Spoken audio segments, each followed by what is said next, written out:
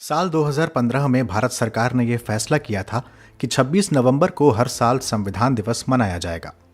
आप जानते हैं कि 26 नवंबर 1949 को भारत के संविधान सभा ने संविधान को अंगीकृत किया था।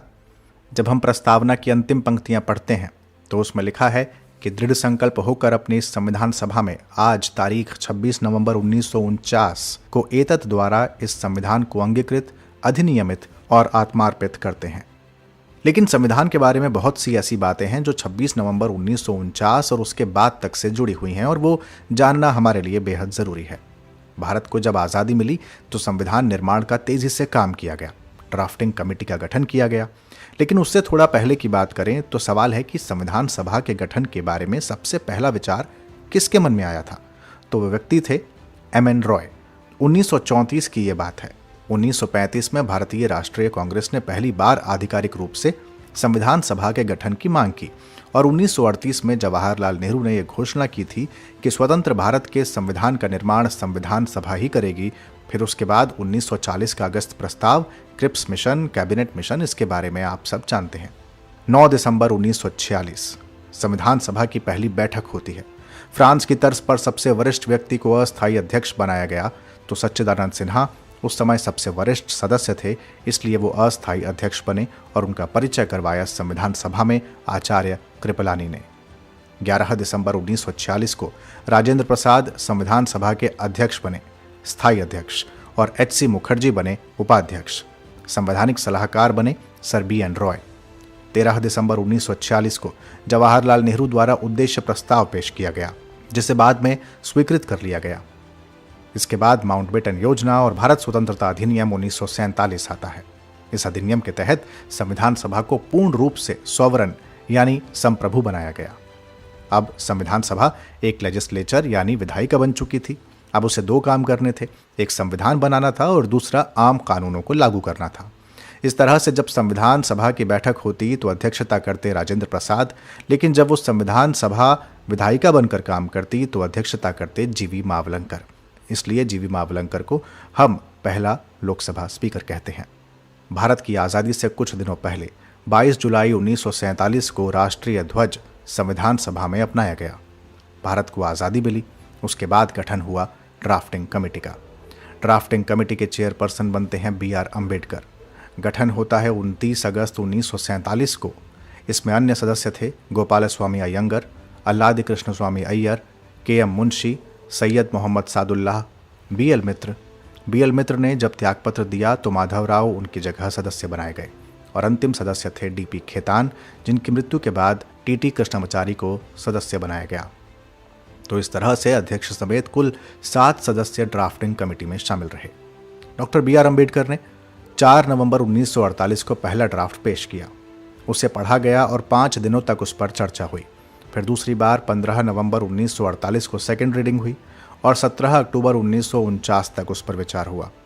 तीसरी बार 14 नवंबर 1949 को विचार करना शुरू हुआ और 26 नवंबर 1949 को डॉक्टर B.R. अम्बेडकर ने the constitution as settled by the assembly be passed यह प्रस्ताव पेश किया।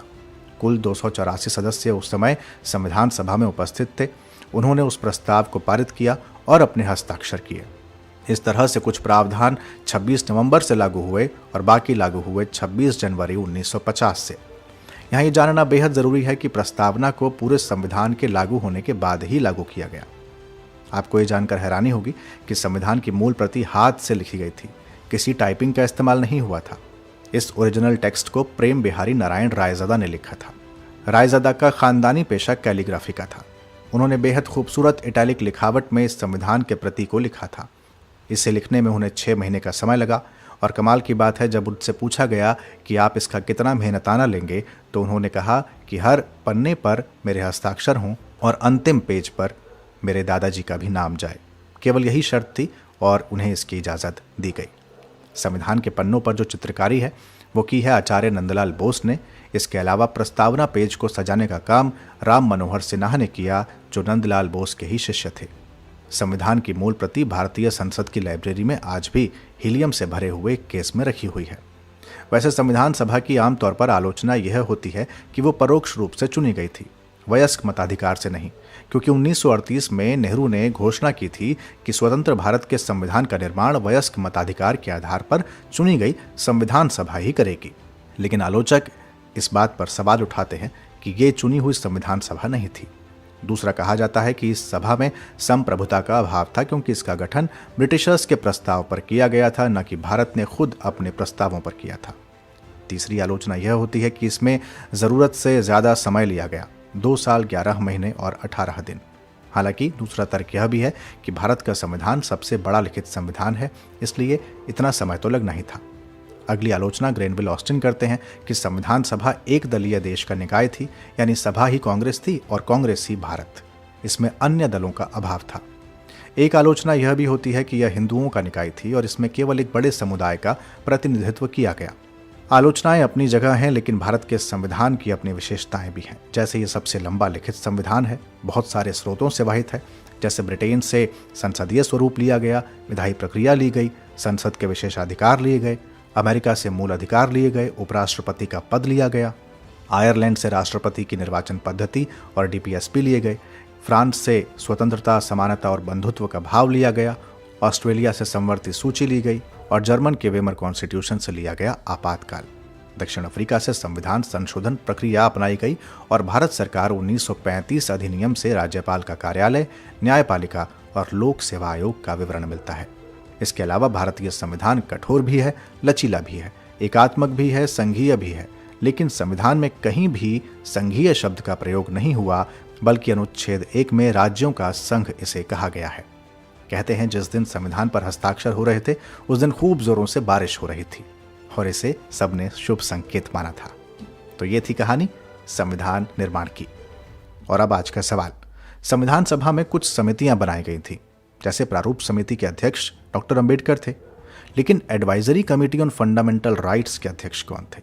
यानी मूल अधिकारों पर जो परामर्श समिति बनी थी उसके अध्यक्ष कौन थे? आपको ये उत्तर मुझे कमेंट बॉक्स में देना है। ध्येय IAS की ये तमाम पॉडकास्ट आप ध्येय IAS की वेबसाइट पर भी सुन सकते हैं। जल्द हाजिर होंगे नए कार्यक्रम के साथ। इजाजत दीजिए। नमस्कार।